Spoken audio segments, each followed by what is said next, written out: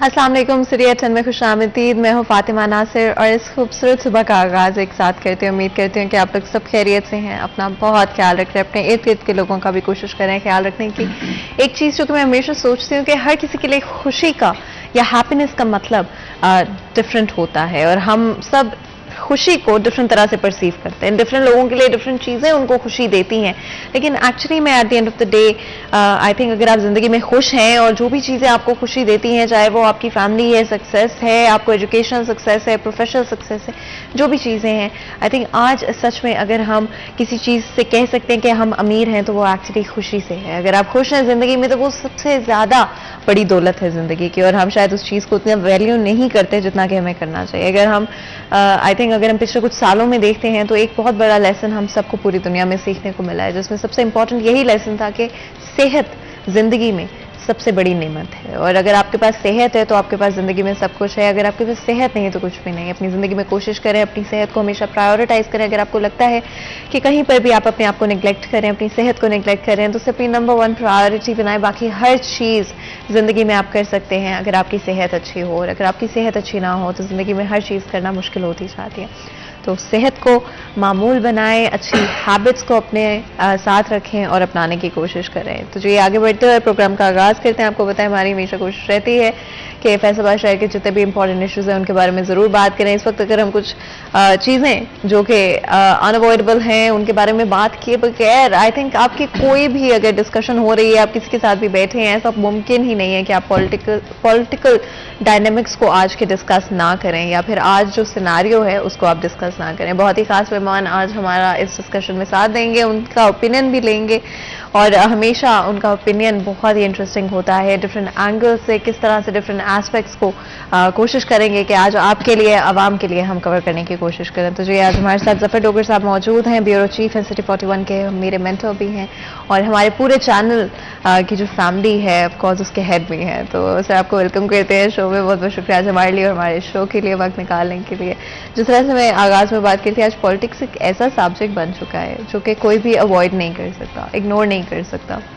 आप चाहे फैमिली के साथ बैठे हो, फ्रेंड्स के साथ बैठे हो, कॉलीग्स के साथ बैठे हो, कि इतना इम्पैक्ट और असर हमारी डेली ज़िंदगी पर आज हो रहा है कि हम कहीं ना कहीं पॉलिटिक्स का जिक्र कर ही देते हैं। हर डिस्कशन में कहीं ना कहीं बात छिड़ ही जाती है।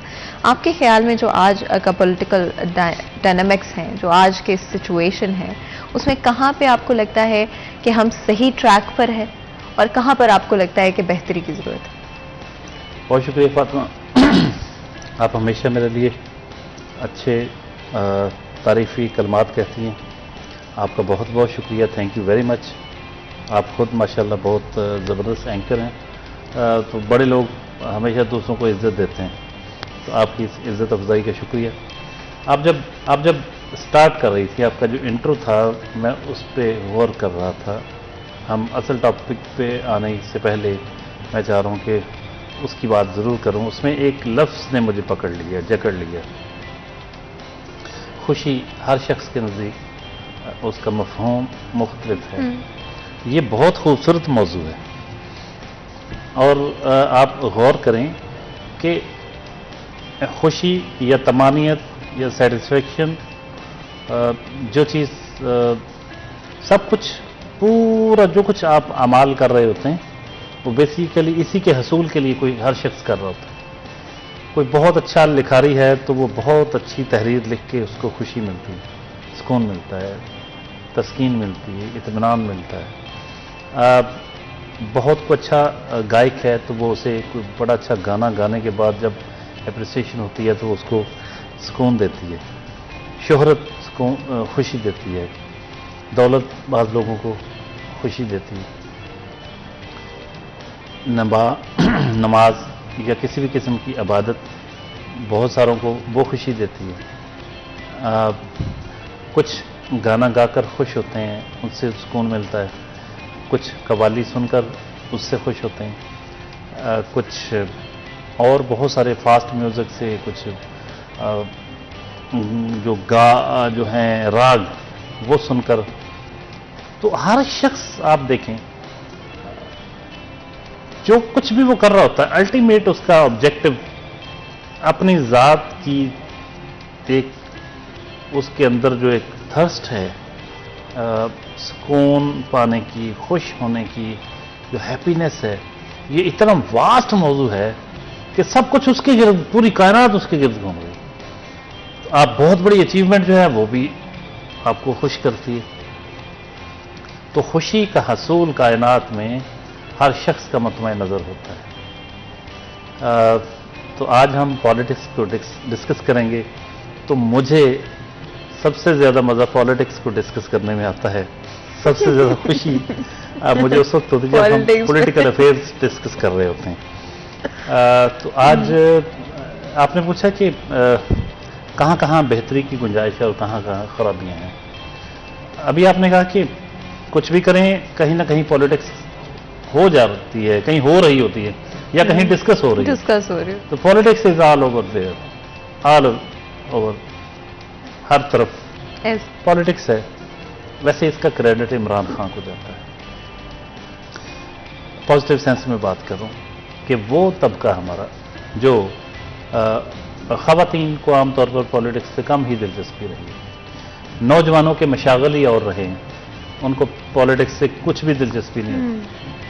Credit goes to Imran Khan के ख़वातीन, हमारे नौजवान, ये सब पॉलिटिक्स की तरफ आ गए।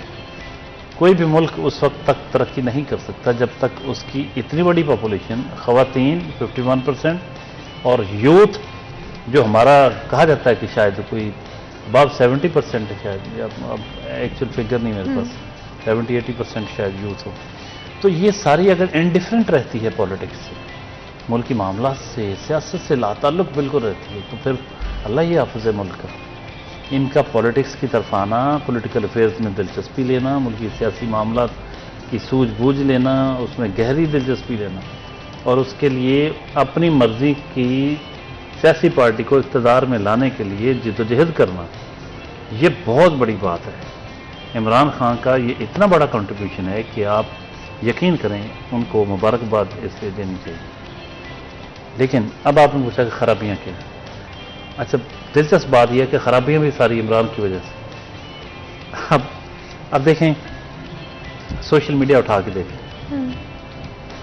जितनी आपको गंदगी नज़र आती है, जितनी गालियाँ नज़र आती हैं, बग़ैर पढ़े लिखे एक मैसेज आया आगे फॉरवर्ड कर दें, जितना बग़ैर दलील के बात होगी, जितनी आपको लगेगा कि बस बड़े से बड़ा शख्स भी अगर उसने कोई स्टेटमेंट दी, अगर वो इमरान के हक़ में नहीं है तो कोई 10,000 गालियाँ उसको आ जाएंगी। छोटी सी आपने तनकीद की तो थोड़ी सी गालियों की लाइन।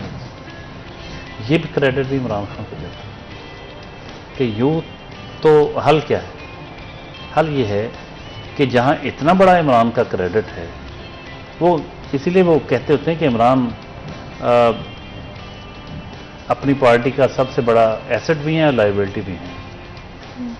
तो जो एसेट हैं वो तो ठीक है, अच्छी बात है, हम उनको पसंद करेंगे। लायबिलिटी भी वो खुद है, वो बड़ी ख़तरनाक है। उन्हीं लायबिलिटीज़ में से एक ये है कि जब वो ये कहते हैं कि मैं यहाँ कोई आलू प्याज का रेट चेक करने नहीं आया, टमाटर का, मैं तो आपको कौम बनाने आया हूँ। तो कौम बनाने का सबसे पहला तकाजा ये है कि कौम को अखलाकियात सिखाएं। अखलाकियात में सबसे पहले आपकी ज़ुबान, बयान, गुफ्तगू, अदब, आदाब, एटिकेट्स, एथिक्स वो आते हैं। अगर आपके वही ठीक नहीं हैं, ख़राब हैं, आप बदतमीज़ हैं, बदतहज़ीब हैं, तो कोई कौम बनना तो बहुत दूर की बात, आप हजूम भी नहीं बन सकते। तो ये बड़ी अफसोसनाक बात है। मैं कहता हूँ कि तमाम सियासत एक तरफ रखते हैं, हर चीज़ मैं आपको बताता हूँ कि सबसे पहले जो है ना, मिनिमम तकाजा ये कि आपको बात करने की तमीज़ होनी चाहिए। आपका लहजा, आपकी गुफ्तगू, आपकी जो ज़ुबान इस्तेमाल करते हैं, ये आपके ख़ानदान का पता देती है, आपके बैकग्राउंड का पता देती है, आप किस कमाश के आदमी हैं उसका पता देती है। सर, आपको लगता है कि आज अगर हम पाकिस्तान में देखते हैं, पॉलिटिकल डायनामिक में जज्बाती हो जाते हैं, पर्सनल हो जाते हैं, जब बात कर रहे होते हैं, जब स्पीच कर रहे होते हैं, तो जिस तरह से आपने कहा कि बड़ा ज़रूरी है कि आप एक एग्जाम्पल सेट कर रहे हैं, आप एक लीडरशिप रोल में जब होते हैं, किसी भी पॉलिटिकल पार्टी की अगर हम बात करें, तो पर्सनल हो जाते हैं, ऐसी बातें कह जाते हैं जो कि आम तौर पे अगर आप किसी आम शख्स को भी कह दें तो वो भी नागवार गुजरे उनको। बिल्कुल। देखें, जब दलील खत्म होती है तो फिर गाली की नौबत आती है।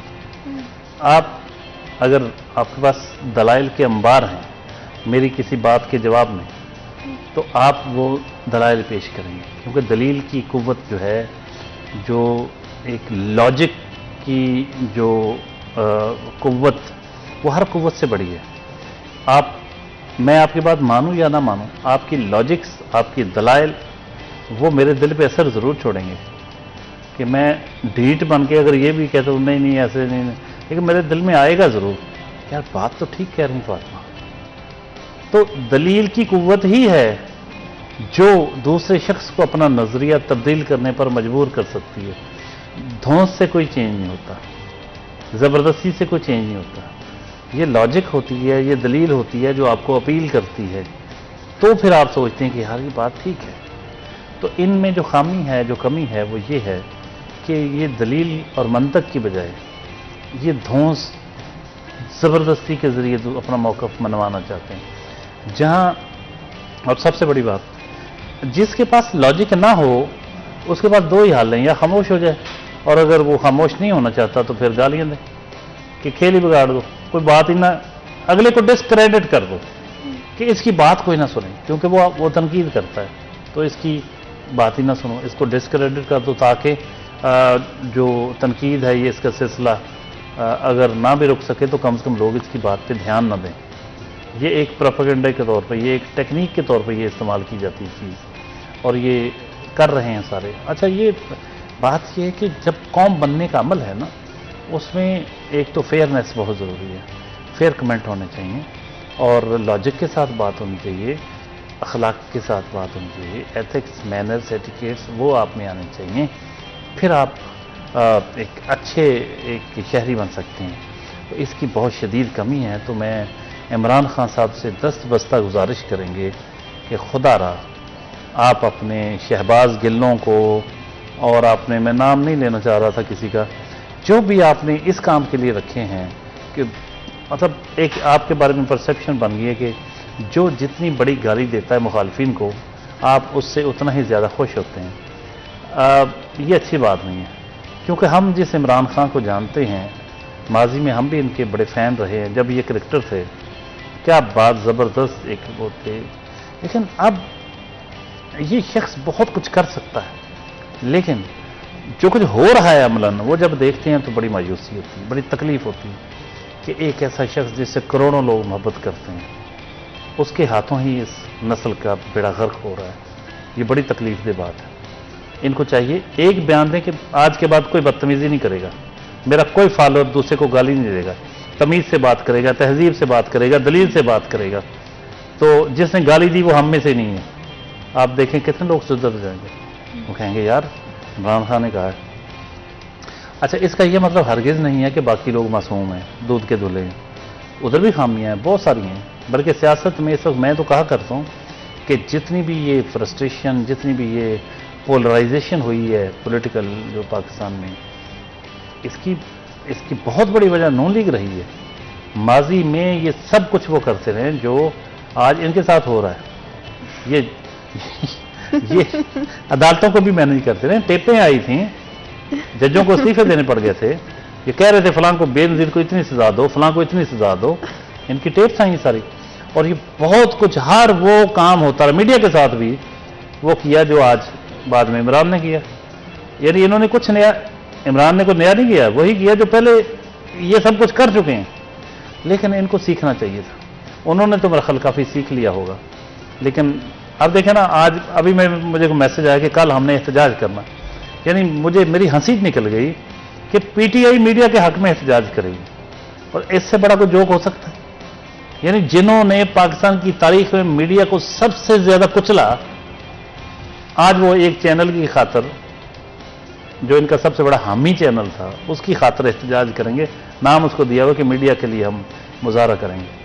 तो ये बड़ी अजीब सा लगता है ना कि सर, अब आपको- पीटीआई भी मीडिया की बात करेगी, आज़ादी की बात करेगी, इज़हार राय की आज़ादी की बात करेगी। जब ब्रेक लेंगे तो मजीद गुफ्तगू करेंगे, लेकिन यहाँ पर ब्रेक का वक्त हो जाता है। ब्रेक लेते हैं, कहीं मत जाएगा, हमारे साथ रहेगा।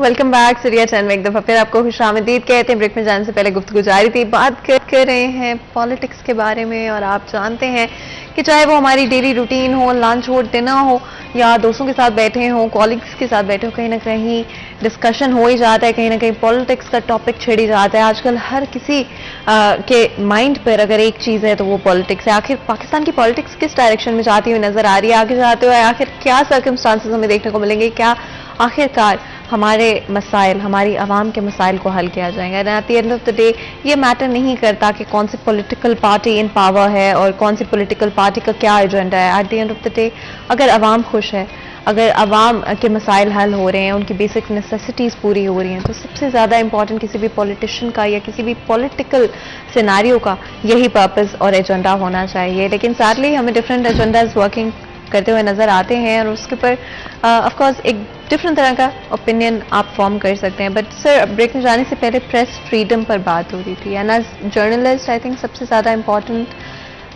ये फ्रीडम होता है। आप जब अवाम रिप्रेजेंटेटिव होते हैं, जब हम आवाम के मसाइल हैं और आवाम के जो सवालात हैं, जब वो हुक्मरानों तक पहुंचाने होते हैं, और इनफैक्ट एक जो जनरल पब्लिक का ओपिनियन है उसको कई दफ़ा हम रिप्रेजेंट कर रहे होते हैं, तो आई थिंक वो एक रिस्पॉन्सिबिलिटी भी हमारे लिए बहुत बड़ी हो जाती है हमारे ऊपर। आपको लगता है कि आज पाकिस्तान के सिनेरियो में प्रेस के पास, मीडिया के पास, जर्नलिस्ट के पास वही फ्रीडम है जो कि पहले हुआ करता था? देखिए, पाकिस्तान उन बदकिस्मत मुल्कों में है जहां मीडिया पर सबसे ज़्यादा कदगनें लगाई जाती हैं और सबसे ज़्यादा कुर्बानियां पाकिस्तान के सहाफ़ियों ने ही दी हैं मीडिया की आज़ादी के लिए। यहाँ पे दर पे मार्शल आते रहे, 10-10, 11 साल वो रहे, उनमें तो खैर होती ही सेंसरशिप है, कुछ बात ही नहीं हो सकती। हाँ, परवेज़ मुशर्रफ को मैं यहाँ एक्सक्लूड करना चाहूँगा। निजी चैनल्स उसके दौर में आए, लेकिन एंड पे आके मीडिया के वो खिलाफ अगेंस्ट होगा। लेकिन चलें वो निकाल दें, जमहूरियत वार भी रहे। सबसे ज़्यादा तो हमारे साथ सलूक मार्शल दवार में ही बुरा होता रहा। फिर एक दौर में जंग ग्रुप के साथ हुआ, नवाज शरीफ ने किया, बहुत बुरा किया, बहुत ही बुरा किया, और भी मीडिया के साथ हुआ। लेकिन ये जो 3-3.5 साल दौर इमरान खान का गुजरा है, 3-4 साल का दौर, ये पाकिस्तान की सहाफ़ती तारीख का बदतरीन दौर था। कोई हज़ारों अफराद मुख्तलिफ अदारों से फारग हुए, अदारे बंद हुए, चैनल्स बंद हुए, बड़े बड़े मैगज़ीन, न्यूज़ मैगज़ीन बंद हुए, अखबारात और जो टैबलॉइड्स थे, चैनल्स, इंग्लिश अखबारात, एडवर्टाइजिंग एजेंसियों से बंदे फारग हुए। तो एक अंदाजे के मुताबिक 10,000 से ज़ायद अफराद बेरोज़गार हुए, छांटियाँ हुई अदारों से। इश्तहारात की बंदिश तो एक अलग मामला था, साथ चलती चलती प्रेस कॉन्फ्रेंसें रखवा दी जाती थी। अब कमरुज़्ज़मा कायरा जैसा एक मुतदिल मजाज सियासतदान, अगर उसकी प्रेस कॉन्फ्रेंस भी रोक दी जाए, अगर ये कहा जाए फ़लाँ जो प्रोग्राम आपने रिकॉर्ड किया ये नहीं चल सकता, फ़लाँ इंटरव्यू किया आसफ जरदारी का किसी ने चैनल ने, वो ऑन एयर नहीं हो सकता, अभी चलता चलता रोक दिया जाता है। पाकिस्तान की तारीख में इसकी मिसालें नहीं होती। तो ये बदतरीन दौर था मीडिया की आज़ादी के लिए। अभी इसलिए मैंने कहा ना, जब मीडिया के हक़ में, मीडिया के लिए तो खैर उठा ही नहीं रहे, वो तो एक ख़ास चैनल जो इनका भोंपू था, जो माउथ पीस था, उसकी बहाली के लिए वो कल मुजाहरा मतलब ये करते रहते हैं। लेकिन ओवरऑल जब आप देखें, मीडिया के लिए तो इनका कोई रोल नहीं है, खुद सहाफ़ियों का रोल है। सहाफ़ियों ने जिद्दोजहद की है, अखबार और चैनल के मालिकान ने जिद्दोजहद की है, जर्नलिस्टों की जो तंजीमें हैं उन्होंने जिद्दोजहद की, मारें खाएँ, कोड़े खाए, जेलें देखी, अखबार और चैनल बंद करवाए, आवाज़ फिर भी उठाते रहे, लिखते रहे। आज़ाद मीडिया कभी बाज नहीं आ सकता, क्योंकि इसकी सरिश्त में शामिल है तनकीद करना।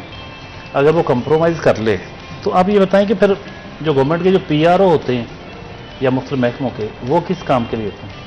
जो उनकी पॉजिटिव चीज़ें आ रही हैं वो तो उनके पीआरओ बैठे हुए हैं, पीआर डिपार्टमेंट बैठे हुए हैं।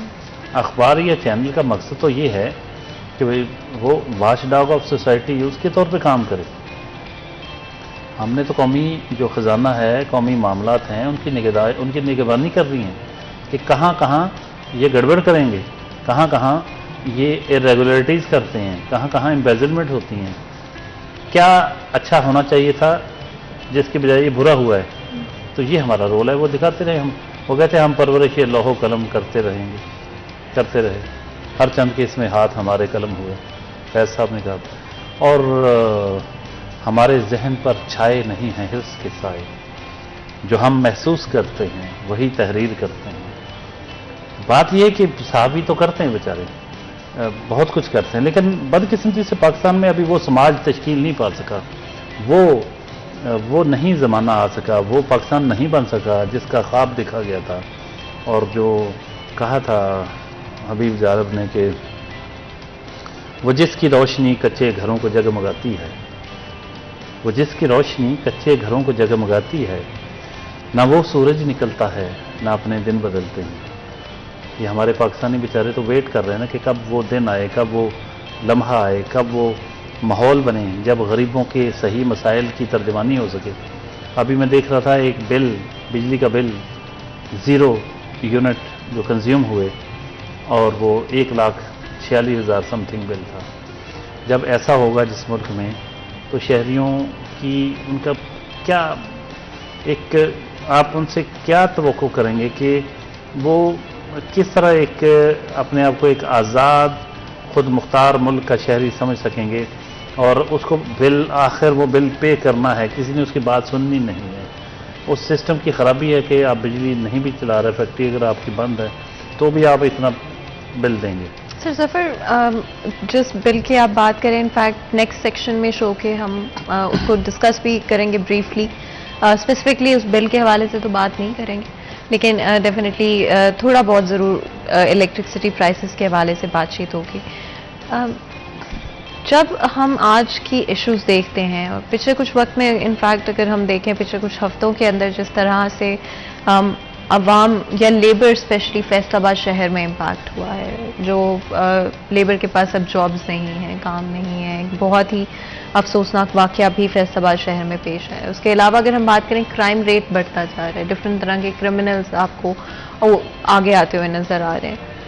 ये सारी सिचुएशन अभी सिर्फ डेवलपमेंटल स्टेजेस में है, जहाँ पर अभी चाहे वो बिल्स के हवाले से, महंगाई के हवाले से, ये क्या किसी पॉइंट पे जाकर आपको लगता है रुकेगी, या इसी तरह से इन्फ्लेशन, महंगाई, क्राइम हम सिर्फ बढ़ता हुआ ही देखते रहेंगे? ये बड़ा खूबसूरत सवाल है आपका। ये उस वक्त तक नहीं रुक सकता सिलसिला जब तक ये पॉलिटिकल पोलराइजेशन, और ख़ास तौर पर इस वक्त जो पॉलिटिकल इंस्टेबिलिटी है उस दौर से हम गुजर रहे हैं, जब तक ये है तब तक हालात बेहतर हो ही नहीं सकते, क्योंकि सियासी इस्तेहकाम बहुत ज़रूरी है मुआशी इस्तेहकाम के लिए। आए रोज़ यहाँ कोई ना कोई अफवाहें फैलती हैं। अगरचे इस वक्त पाकिस्तान की तमाम पॉलिटिकल पार्टीज़ इक़्तिदार में हैं, ये पाकिस्तान की तारीख़ के अनोखे इस मोड़ पे हैं हम, जहाँ ये जमात इस्लामी और एक आध छोटी मोटी मजहबी जमात को छोड़ के पाकिस्तान की तमाम पार्टियां इस वक्त इक़्तिदार में हैं। आप देख रहे हैं, पीपल्स पार्टी हो, मुस्लिम लीग नून हो, या JUI हो, और फिर PTI हो, कोई भी जमात ले लें आप, नेम एनीवन, बलूचिस्तान अवामी पार्टी हो, अख्तर मैंगल की पार्टी, सारी की सारी पार्टियां इक़्तिदार में हैं। ये पाकिस्तान की 75 साल तारीख में ये पहली बार हुआ है। काफ लीग भी इक़्तिदार में है, सारी जमातें, लेकिन फिर भी इतनी बेचैनी है, इतनी गड़बड़ है, इतनी वो अदम इस्तेहकाम, इस सियासी अदम इस्तेहकाम की वजह से मौशी अदम इस्तेहकाम है कि ये क्राइम भी बढ़ रहा है, डेवलपमेंट के काम भी रुके हुए हैं, और टेबल पे बैठने के लिए तैयार ही नहीं है, ख़ुसूसन इमरान खान। वो देखिए ना, डायलॉग हुस्न है जमहूरियत का। बात इसमें मुझे वाल्टियर याद आ जाता है, कहता है कि मैं तेरे इस हक के लिए लड़ूंगा कि तू मुझसे इख्तलाफ करे। क्या बात है, क्या? मुझसे इख्तलाफ करना तेरा हक है और मैं तेरे इस हक के लिए लड़ूंगा। ये है बात। जमहूरियत मुशावरत का नाम है, डिस्कशन का, डायलॉग का, मुकालमे का नाम है। ये मुकालमा करने पे तैयार ही नहीं। इवन जब वो कौमी इश्यूज पर कॉन्फ्रेंस बुलाई जाती थी जिसमें आर्मी चीफ भी शरीक होते थे, अपोजिशन शरीक होती थी, प्राइम मिनिस्टर कहता है मैंने नहीं इनके साथ बैठना। क्या सर पकड़ के बैठ जाता बंदा कि यार ये क्या बंदा है, ये क्या मतलब कोई नॉर्मल शख्स ऐसी बात कर सकता है? तो इस तरह की यानी सूरत हाल से हम गुजरते रहे। तो अब भी वो कहते हैं बैठे आए बात करते हैं, कहते नहीं बैठना, मैं तालिबान के साथ बैठ जाऊंगा, मैं दहशतगर्दों के साथ बैठ जाऊंगा, मैं बलोच उधर सेपरेटिस्ट जो हैं उनके साथ बैठ जाऊंगा, किसी के साथ, हर एक के साथ बैठ जाऊंगा, इनके साथ नहीं बैठना। एंड आई थिंक अगर हम सच में चाहते हैं कि हमारे मुल्क में जो इस वक्त इंस्टेबिलिटी हर डायरेक्शन में आपको नजर आ रही है वो हल हो, तो इन पॉलिटिकल पार्टीज को एट सम पॉइंट एक साथ बैठना ही पड़ेगा। मजीद गुफ्तगू करें उससे पहले ब्रेक लेते हैं, कहीं मत जाएगा, हमारे साथ रहेगा।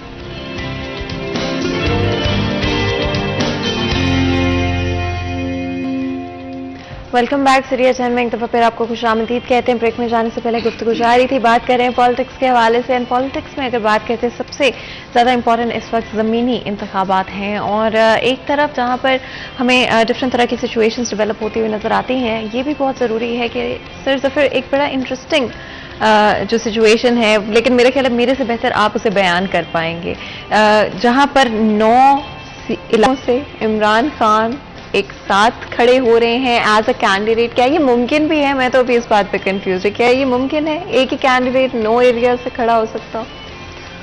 जी बिल्कुल हो सकता है। असल में जब जनरल इलेक्शंस होते हैं तो जो बड़े लीडर होते हैं वो एक से ज़्यादा हलकों से खड़े होते हैं कि खुदा न खास्ता अगर किसी एक हलके में वो हार जाते हैं तो दूसरे हलके से जीत जाएं। असल नवाज शरीफ भी एक से ज़्यादा हलकों से खड़े होते रहे, बेनज़ीर भुट्टो भी होती रहीं। वो होता एक और भी इसका वजह होती है कि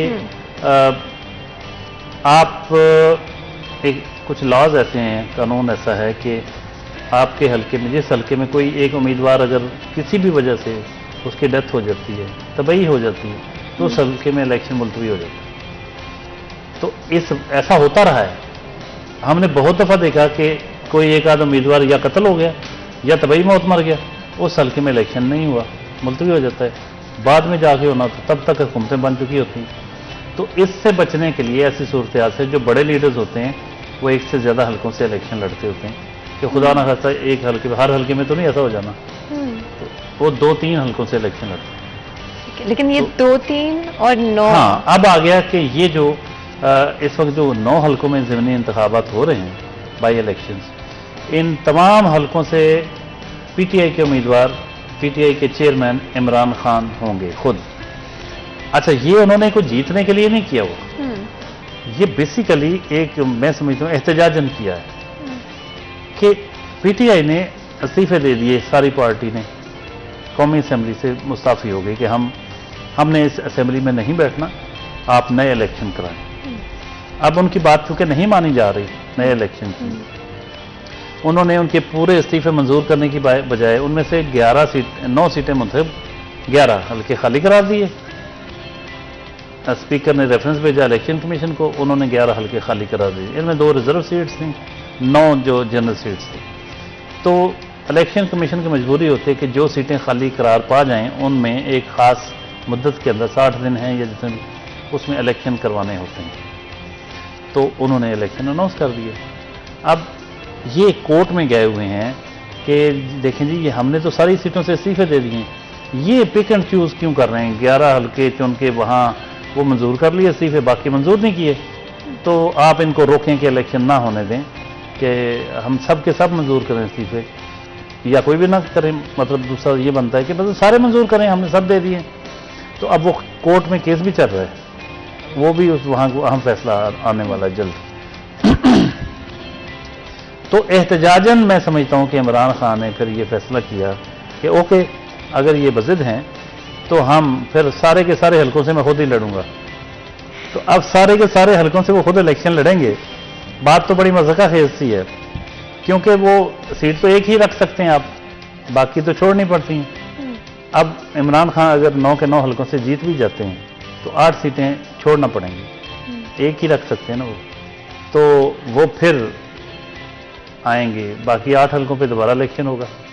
और मज़ेदार बात ये भी मैं बताऊंगा, हो सकता है वो खुद अपनी 9 के 9 ही छोड़ दें। अच्छा सर जफर, अगर ये हो भी जाता है, ये इलेक्शंस अगर होते हैं और इसी तरह से इसी कैंडिडेट्स के साथ होते हैं, तो क्या सिनेरियो होगा, ये भी थोड़ा सा समझाएंगे प्लीज। देखिए, आप तैयार रहें कि आपके शहर से भी इमरान खान साहब इलेक्शन लड़ेंगे, यहाँ भी आएंगे वो। फ़रख हबीब की जो सीट खाली हुई है, मियाँ फ़रख हबीब साबक जो वज़ीर मुल्कत बराए इत्तलात और नशरियात थे, दोस्त हैं हमारे, बड़े यंग हैं और पहली दफ़ा ही MNA बने और पहली दफ़ा वज़ीर बन गए, तो उनकी सीट उन्होंने खाली की और उस पर इमरान खान वहाँ से भी लड़ेंगे। अब ये इस बात का चांस मौजूद है कि 9 के 9 हलकों से इमरान खान जीत जाएं, लेकिन इस बात का भी इम्कान मौजूद है कि चंद एक हलकों से वो जीत ना पाएं, हार भी सकते हैं। जीत इसलिए सकते हैं कि वो एक पार्टी के चेयरमैन हैं, पॉपुलर लीडर हैं, उनके मुकाबले में ना तो नवाज शरीफ ने आके लड़ना है, ना कोई और लड़ रहा है। ज़ाहिर किसी एक MNA ने लड़ना ना दूसरी जमात की। अब उस MNA का और नवाज शरीफ का, इमरान खान का क्या मुकाबला?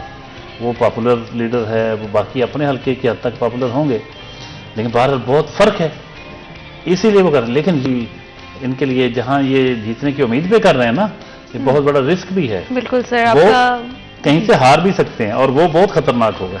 बिल्कुल आपने सही कहा सर, और आपका बहुत बहुत शुक्रिया अदा करना चाहती हूँ मैं। आज आपने हमारे लिए, हमारे शो के लिए वक्त निकाला। मुझे पता है थोड़ा लास्ट मिनट था, इसलिए बहुत बहुत शुक्रिया आपका। यहाँ पर एक छोटा सा ब्रेक लेंगे, कहीं मत जाएगा, हमारे साथ रहिएगा।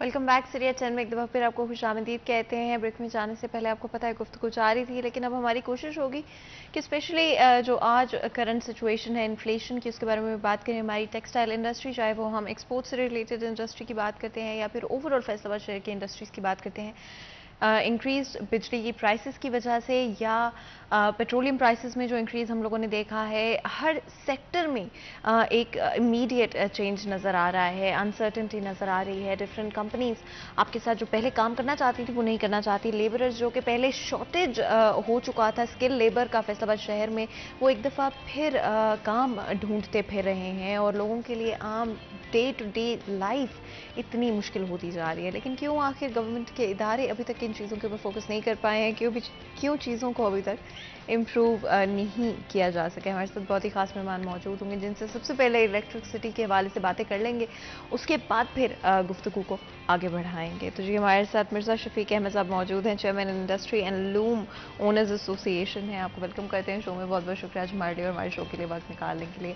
जिस तरह से आप मुझे ब्रेक में भी बता रहे थे कि स्पेशली इलेक्ट्रिसिटी बिल्स के हवाले से इंडस्ट्री में बहुत इश्यूज क्रिएट हो रहे हैं। इनफैक्ट ऐसी मिल्स जो कि बंद पड़ी हुई थी, उनके बिल्स भी सामने आ रहे हैं और लाख से ऊपर का बिल भी उन्हें इशू किया जा रहा है, जबकि मिल बंद पड़ी हुई थी, कोई यूजेज नहीं था, किसी भी तरह की वहाँ पे काम नहीं किया जा रहा। तो बताएंगे थोड़ा सा क्या सूरत हाल है, क्या पीछे की क्या कहानी है? बिस्मिल्लाहिर्रहमानिर्रहीम। मैं समझता हूँ कि ये हुकूमत में जो बैठे लोग पॉलिसियाँ बना रहे हैं, उनको या तो इस अवाम की समझ नहीं या इस अवाम में रहते नहीं हैं। अब देखें, जून के अंदर जो बिल फ्यूल एडजस्टमेंट इन्होंने डाली है वो 9 रुपये 90 पैसे है। अब जून के अंदर जिन्होंने कपड़ा लिया, बेच दिया, कहाँ पे चले गया? अगर कोई दुकानदार था या कोई घर था, ये वो अगर नहीं वहाँ पे, वो जिसको बिल आएगा वो 9 रुपये 90 पैसे का यूनिट का, अब वो क्या करेगा? और ऐसी पॉलिसियाँ जो बन रही हैं, इससे मुल्क को इतना नुकसान हो रहा है। बाहर जो हम मुआहदे कर रहे हैं वो नहीं हो रहे हमारे। आप हमारे करीब मुल्क देख लें, उनके हालात देख लें, हमारे हालात देख लें, आए दिन बिजली का रेट बढ़ रहा है। अब टेक्सटाइल के अंदर जो एक्सपोर्टर और एक इनडायरेक्ट एक्सपोर्टर हैं, और पावर लूम के अंदर ज़्यादा लोग सभी कपड़ा बनाते हैं, एक्सपोर्टर को देते हैं। अब वो ज़ीरो रेटेड थे, उनको एक माह के लिए ज़ीरो रेटेड से निकाल दिया गया। 9 सेंट से उनका बिल बनता था, वो ख़त्म कर दिया गया। जब वो ख़त्म किया गया, इन्होंने ये नहीं सोचा कि एक बंदा 10 लाख रुपया बिल अदा कर रहा है तो उसका 20 लाख बन गया, वो 20 लाख 10 लाख फालतू एक महीने में कैसे अदा कर सकता है? हम तो पिछले सालों में सफ़र कर रहे थे, अब नई हुकूमत आ गई, इसने वो सफ़र ऐसा डाला कि वो पिछले से कई गुना ज़्यादा सफ़र डाल दिया। लोग बेचारे परेशान हैं, जिसका 5,000 बिल है उसका 15-20 हज़ार रुपया आ रहा है, कोई बिल अदा नहीं कर सकता, लोग रोडों पे हैं और हुकूमत एंजॉय कर रही है। मैं समझता हूँ ऐसे हालात पैदा हो चुके हैं कि अगर हुकूमत इन सियासतदानों से मुल्क कंट्रोल नहीं हो रहा, इतने कर्जे ले रहे हैं, वो कर्जे भी अवाम के ऊपर बोझ, बिल भी अवाम ज़्यादा दे, महंगाई का तूफान भी अवाम के ऊपर, हर चीज़ अगर अवाम के ऊपर है तो ये क्या करते हैं? फिर इनको घर चले जाना चाहिए। मैं समझता हूं कि अगर हमारी सरहदों की हिफाजत मजबूत हाथों में है तो आज मुल्क की मईशत जितनी भी है वो कमज़ोर हाथों में है, इन सियासतदानों के हाथों में दी हुई है। मेरी रिक्वेस्ट है कि हम मुहिब वतन लोग हैं, हम टैक्स देना चाहते हैं, ये लेना नहीं चाहते।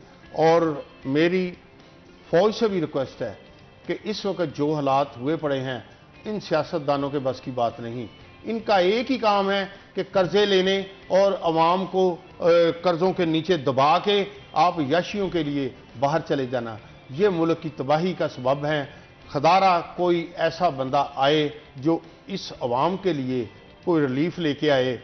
हमें तो ना पिछले पौने 4 सालों में एक पाई का अवाम का कोई बंदा खड़ा होके, हम नारे मारने वाले लोग हैं, ना कुछ मिले नारे मारने लग पड़ते हैं, ना मिला। और अब जबकि ये आए हैं उनसे कई गुना ज़्यादा इन्होंने महंगाई कर दी है। अब लोग किधर जाएं? बिजली सबकी ज़रूरत है, मगर ऐसे हालात में रेट इतना है कि कोई बंदा अदा नहीं कर सकता। आप जाके देख ले, लोड शेडिंग भी शुरू हो गई, लोड शेडिंग भी इतनी हो रही है। और कोई बंदा सामान लेना चाहे, कोई बंदा अपनी नई फैक्ट्री गलती से लगाना चाहे तो उनको सामान भी नहीं मिलता। लोग धक्के खा रहे हैं, उनके पास पैसे नहीं है। आप 1 मीटर लगवाना है, उसके आप पैसे जमा करवा दिए, इनका क्या आपको मीटर दे दें, 3 माह बाद मिलेगा। क्यों भाई, हमने पैसे दे दिए हैं, आप मीटर दें। सारा सिस्टम ही खराब हुआ पड़ा है, कोई पूछने वाला नहीं। इसका रास्ता कहां से निकालें? आप देखें 17 दिन आज हो चुके हैं, मजदूर बैठे हैं जंग रोड पे। जंग रोड मेन शाहरा है, एयरपोर्ट है वहां पे, वो बंद पड़ा है। क्या इंतजामिया सोई हुई है? हुकूमत सोई हुई है? ये बिठा के उनको कौन सा ऐसा मुआहदा है कि 2 मुल्कों के दरमियान मुआहदा होना है? आपस में है, इंडस्ट्री ओनर है, मजदूर हैं, एक रिश्ता ऐसा है, एक दूसरे के बगैर चल नहीं सकते। इनको बिठा के ऊपर नीचे करके, महंगाई ज्यादा है, वो रास्ता खोलें। अच्छा, मुझे ये ज़रूर बताइएगा मिर्ज़ा साहब, जब से नई हुकूमत आई है, क्या पॉलिसीज़ के हवाले से आपसे बातचीत की गई है कभी?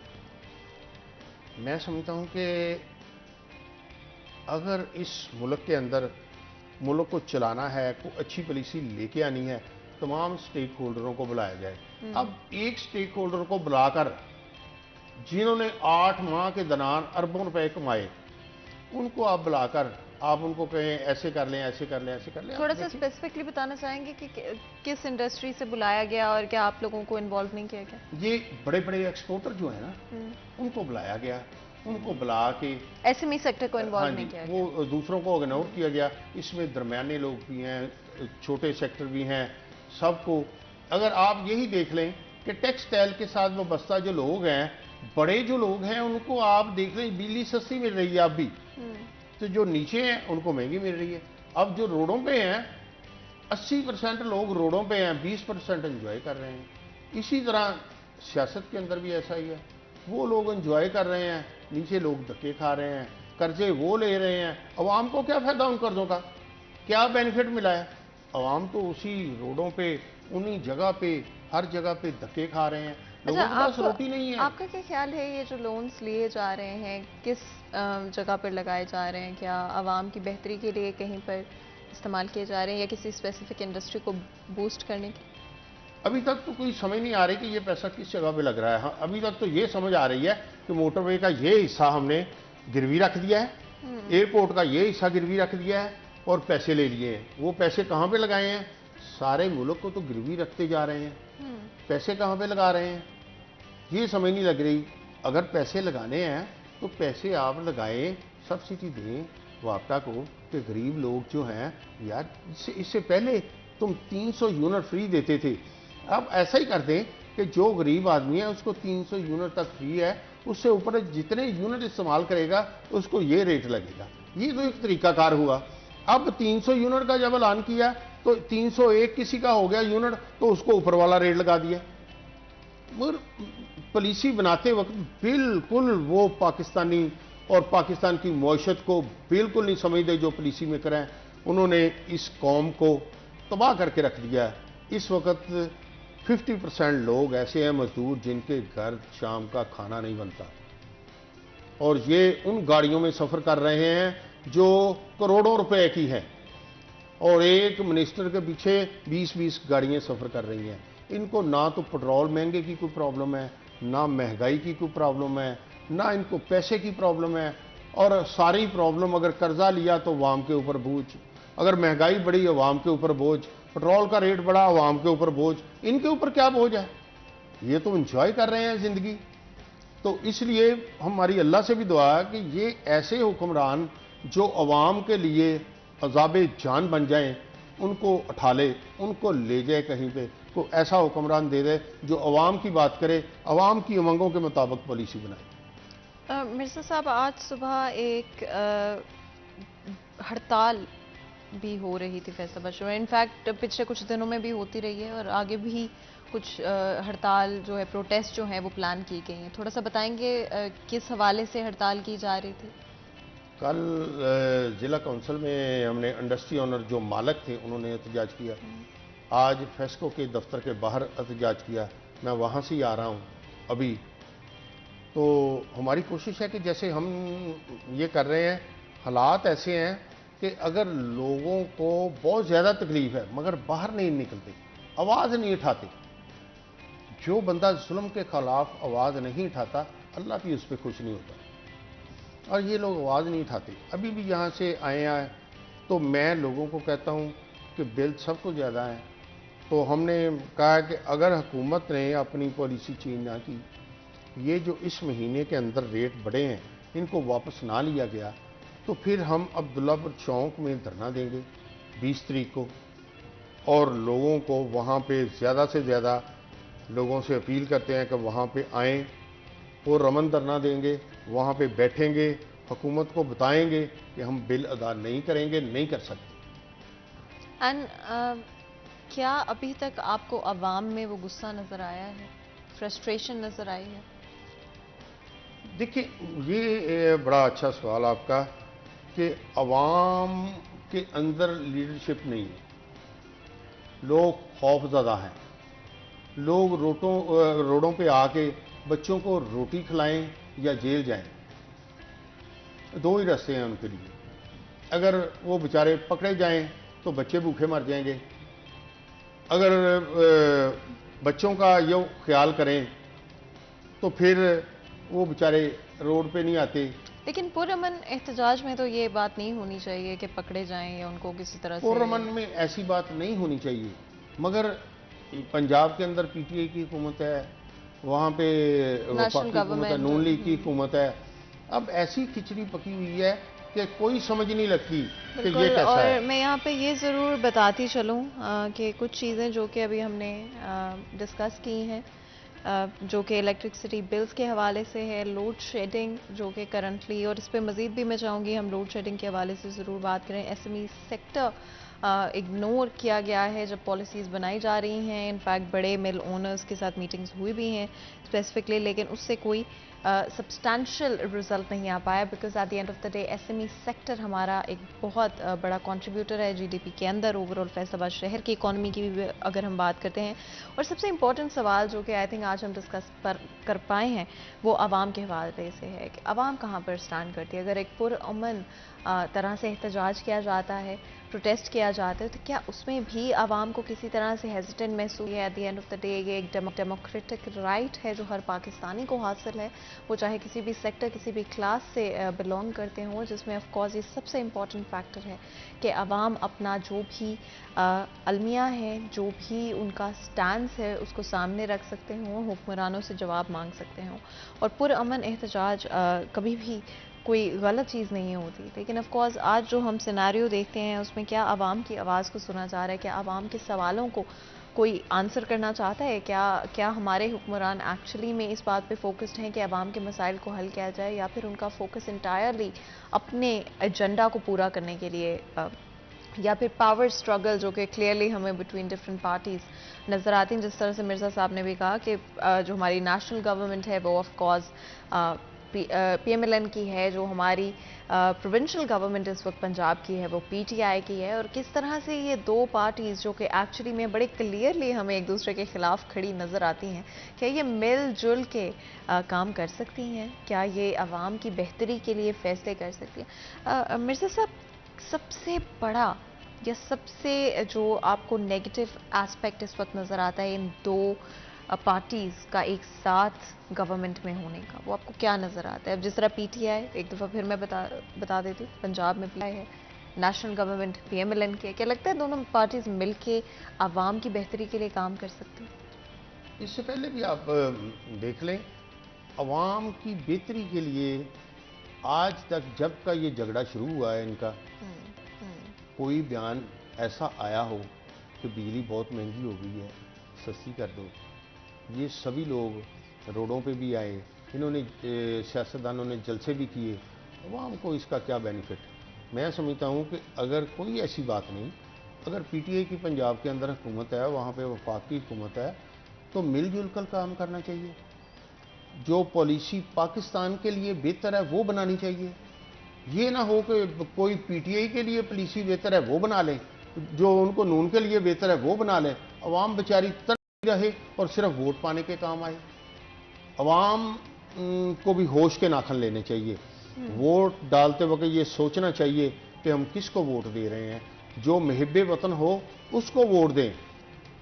जो पार्टी का दफा करना जानता हो कि दफा कर रहा हूं मैं, मुल्क का दफा नहीं कर रहा, तो उसको कतन वोट न दें। मैं भी समझता हूं कि हम इंडस्ट्री ओनर हैं, हम गैर सियासी हैं। जो भी सियासी जमात आए इस मुल्क के लिए, इंडस्ट्री के लिए, ताजरों के लिए, मजदूरों के लिए अच्छी पॉलिसी लेके आए, हम उसको वेलकम करेंगे। एंड इररिस्पेक्टिव ऑफ कि आपकी अपनी पॉलिटिकल प्रेफरेंसेस क्या है, at the end of the day हम सब चाहते हैं कि आवाम के लिए आसानियां पैदा हों, बिजनेसेस, इंडस्ट्री के लिए फैसलाबाद शहर की आसानियां पैदा की जा सकती हैं। यहाँ पर एक छोटा सा ब्रेक लेते हैं, कहीं मच जाएगा, हमारे साथ रहिएगा।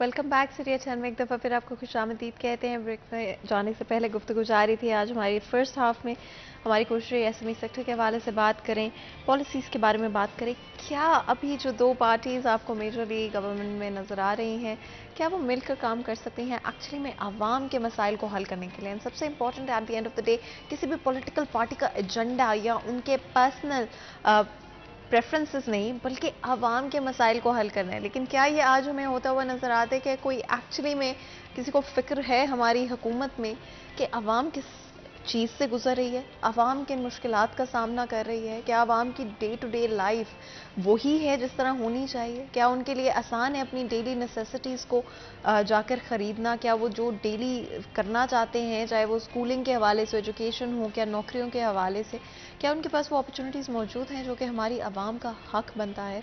और आगे बढ़ते हुए मिर्ज़ा साहब, हमने डिफरेंट एस्पेक्ट्स को कवर करने की कोशिश की, आपने बड़ी सही तरीके से और क्लैरिफाई किया कि क्या एक्चुअली में आज स्टांस है हमारे इंडस्ट्री ओनर्स का और वो कहाँ पे स्टैंड करते हैं। ये जो लोन्स इस वक्त लिए जा रहे हैं डिफरेंट ममालिक से, क्या इनका कोई भी फ़ायदा आवाम को या इंडस्ट्री को फैसलाबाद शहर की होगा? मुझे सबसे बड़ी ये तकलीफ होती है कि IMF जो है वो जब इनको कर्जे देता है वो कहता है आप पेट्रोल की कीमत बढ़ाएं, आप टैक्सेस बढ़ाएं, ऐसे आप जो है महंगाई जो है उसको बढ़ाएं। मैं उनसे पूछता हूँ कि अगर आपके अंदर इंसानियत है तो कम से कम ये ज़रूर देखें कि हमारी असम्बली के अंदर कितने लोग साइन करके सिर्फ तनख्वाह ले जाते हैं जिसका आपको और मुझे नाम का नहीं पता, और वो फंड भी ले जाते हैं। इसी तरह एक मिनिस्टर बनता है, उसके पीछे 10-10 गाड़ियाँ हैं। क्या IMF ने कोई ऐसा मुआहदा किया कि आपका मिनिस्टर जो है एक गाड़ी लेकर जाए? आपकी असम्बली के अंदर इतने लोग साइन करके तनख्वाह ले जाते हैं, इनको कम करें। ये गरीबों के ऊपर ही IMF गिर रहा है। अगर इसने IMF ने गरीबों के ऊपर ही गिरना है तो मैं ये दावे से कहता हूँ आइंदा इंडस्ट्री ओनर, मजदूर IMF के खिलाफ निकलेंगे। अच्छा, मैं आपसे एक चीज़ पूछती हूँ, थोड़ा सा टेक्निकल सवाल है, बट आई थिंक हम इस तरह से इसको डिस्कस करेंगे कि आवाम के लिए समझना आसान हो सके।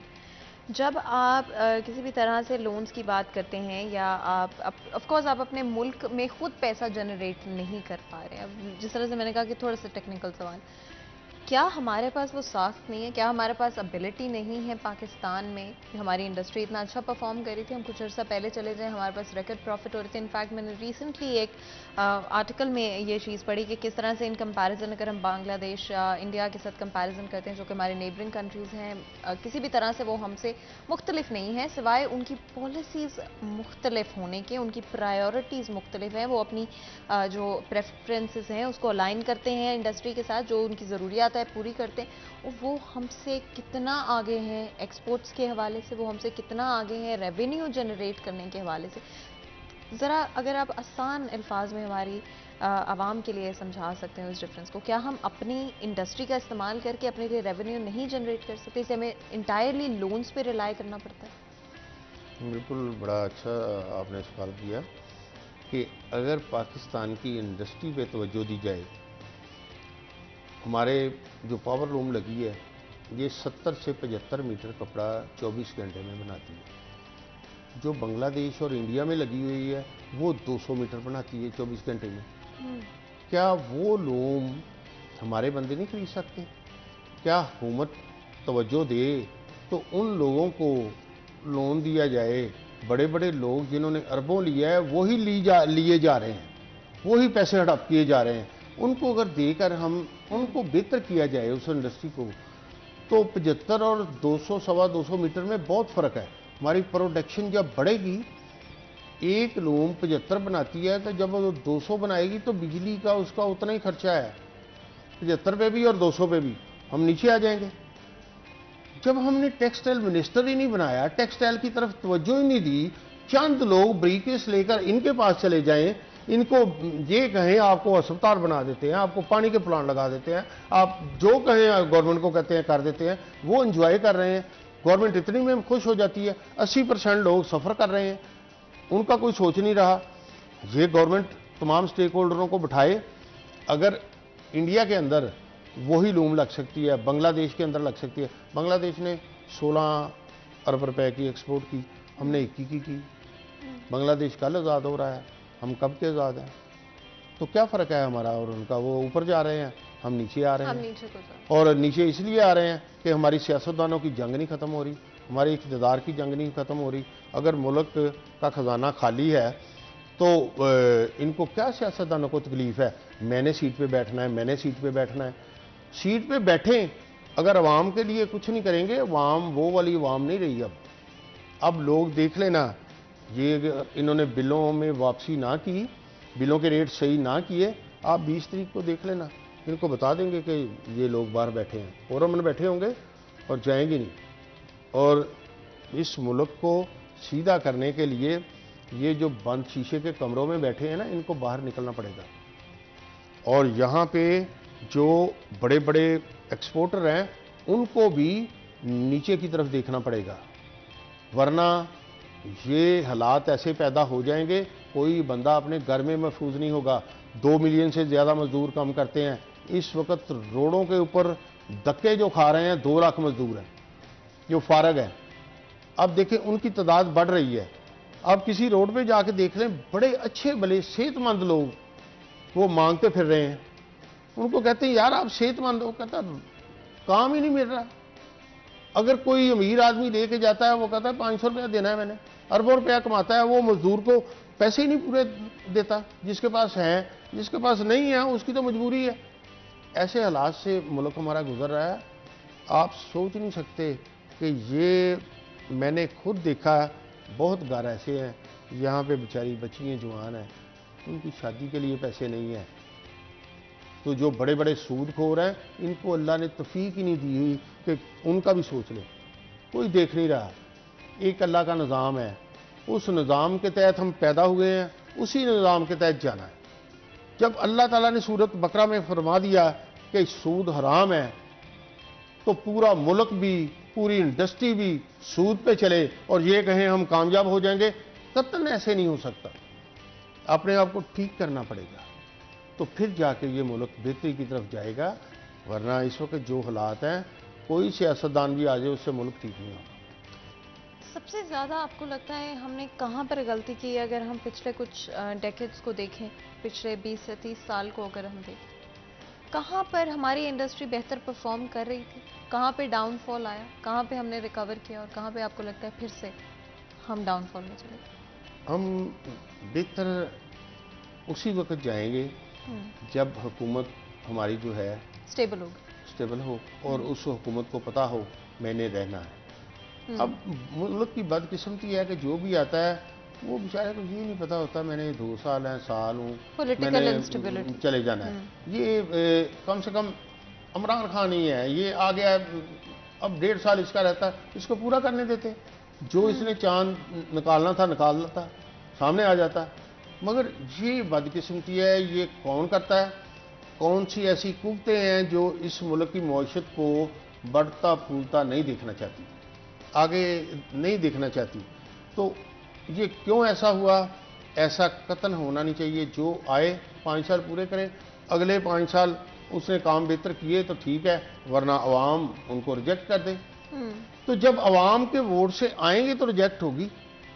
तो ये वोट ही पता नहीं कहां से आते हैं, कौन इनको लाता है, कौन इनको सीटें देता है, किसकी मर्जी से ये आते हैं। तो ऐसे हालात में मैं नहीं समझता कि पाकिस्तानी अवाम जो है इस मुश्किल से निकले। ये कहते हैं गाड़ियाँ बहुत हैं, गाड़ियाँ 20% लोगों के अमीर होने से मुल्क अमीर नहीं हो जाता। जिस मुल्क के अंदर पैसे की तकसीम गलत हो वो मुल्क कभी तरक्की नहीं कर सकता। जिस मुल्क के अंदर कानून की बालादस्ती ना हो वो मुल्क कभी तरक्की कभी नहीं कर सकता। तरक्की उसने तबाही की तरफ जाना है और कानून की कोई बालादस्ती नहीं है। 3.25 साल इमरान खान की हुकूमत रही है, मुझे एक थाना दिखा दें सही किया।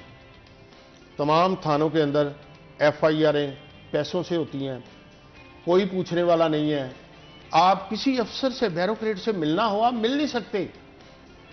आप वाकई आप पुलिस का महकमा देख लें, कोई बड़े अफसर देख लें, आपको मिलेंगे नहीं। एंजॉय कर रहे हैं ज़िंदगी, बाहर लोग बैठे हैं मिलने के लिए, वो अपनी मीटिंगें कर रहे हैं। कौन सी मीटिंगें भाई कर रहे हो तुम? आवाम को एक पाई का बेनिफिट नहीं हो रहा, मीटिंगों से फारग नहीं है आप। And at the end of the day ये मीटिंग्स किसको हेल्प करने के लिए हैं? अगर आवाम स्ट्रगल कर रही है, सफ़र कर रही है, इंडस्ट्री ओनर्स सफ़र कर रहे हैं, आम लोग सफ़र कर रहे हैं, तो मीटिंग्स किसके लिए की जा रही है? यहाँ पर एक ब्रेक लेते हैं, कहीं मत जाएगा, हमारे साथ रहिए।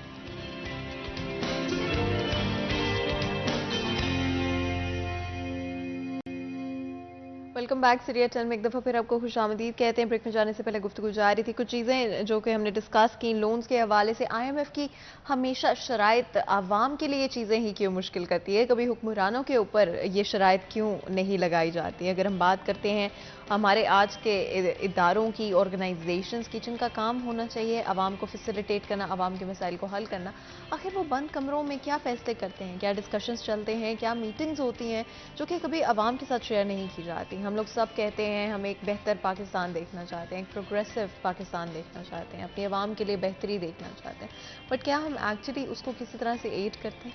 क्या हम अपने हुक्मरानों को अकाउंटेबल करते हैं उनके एक्शंस के लिए कि वो कहाँ पे गलत हैं, कहाँ पर सही हैं, और कहाँ पर हमारा जो हक है, जो बेसिक नेसेसिटीज़ हैं हमारी आवाम की, जब वो भी पूरी ना हो रही हों, तो फिर कौन सी पॉलिटिकल पार्टी पावर में है या कौन से मुल्क के साथ हमारे किस तरह के ताल्लुकात हैं, क्या फ़र्क पड़ता है अगर आवाम स्ट्रगल कर रही है अपनी रोज़मर्रा की ज़रूरियात को पूरा करने की?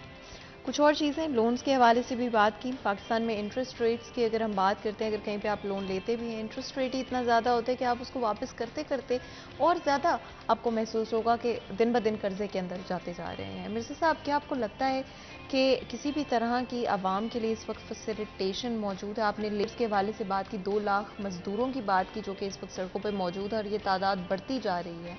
क्या आपको लगता है कि किसी भी डायरेक्शन में चीज़ें बेहतर होंगी आगे चलकर?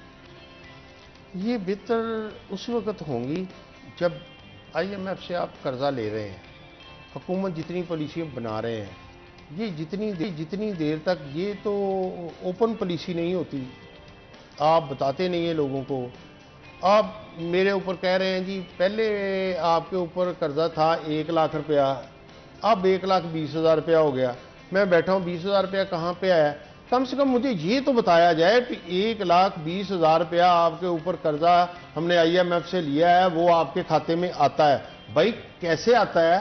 वो एक चार्ट निकाला जाए। हम पर कैसे लगाया हाँ, गया, अवाम पर कैसे लगा, अवाम पर कैसे लगा, वो एक चार्ट बजट के अंदर दिया जाए कि ये हमारा एक बंदा आईएमएफ का इतना कर्जई है और इस वजह से कर्जई है, से इस बंदे को दिए हैं, ये इसको दिए हैं, ये इसको दिए। जिस जगह पे हिसाब ही कोई नहीं है, आते हैं लूट मार करते हैं, चले जाते हैं, कोई पूछने वाला नहीं है। अवाम बैठी है, भाई पहले आपने आपकी तरफ 75,000 रुपया फी आदमी था, अब 1.5 लाख रुपया हो गया। अब 1.5 लाख रुपया भाई मैंने तो खर्च नहीं किया, आप खर्च करके बाहर के मुल्क में जा रहे हैं, एंजॉय कर रहे हैं, वहां पे बंगले ले रहे हैं, मेरे ऊपर 75,000 रुपया कैसे है? कम से कम मुझे तो क्लियर करना चाहिए ना। पाकिस्तानी अवाम को जितनी देर तक ये अपनी पॉलिसी क्लियर नहीं करेंगे, खुलकर बात नहीं होगी। आप तुर्की देख लें, थोपियो जैसा मुल्क देख लें, हमारे कराची के लोग वहाँ पे जाके मिलें लगा रहे हैं, पंजाब के लोग वहाँ पे जाके मिलें लगा रहे हैं। वो क्यों? ऐसे मुल्क तरक्की कर रहे हैं। पाकिस्तान जो सोने की चिड़िया है, दुनिया की हर चीज़ वहाँ पे मौजूद है, वहाँ तरक्की की बजाय हम नीचे जा रहे हैं। और कोई हालात ऐसे हैं कि मैं बता नहीं सकता आपको कि ऐसे ऐसे क्राइसिस से लोग गुजर रहे हैं। मोहल्लों में जाके देख लें, कुछ लोग ऐसे हैं बेचारे किसी के आगे हाथ नहीं करते, रात को भूखे सो जाते हैं। क्या इन हुक्मरानों को पूछा नहीं जाना कि आप बंगले बाहर बना रहे हैं? इन बड़े बड़े एक्सपोर्टरों को, बड़े बड़े इंडस्ट्री ओनरों को पूछा नहीं जाना कि आप एक इंडस्ट्री लगा ली, आप 10-10 इंडस्ट्रियाँ लगा रहे हैं, दूसरे किसी को मौका नहीं देते? किसी और बंदा को बैंक के पास चले जाए, उसके पास शरायतें इतनी रख देते हैं, वो बेचारा पैसे नहीं ले सकता।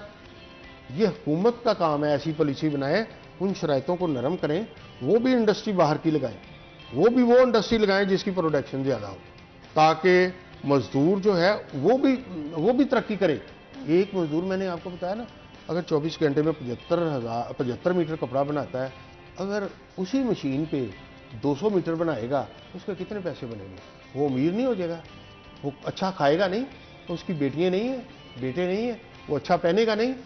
ये किसने करना है? ये मैंने करना है? ये इन्होंने करना है, जालिमों ने जो इस मुल्क को लूट रहे हैं, इन्होंने पॉलिसियां देनी है।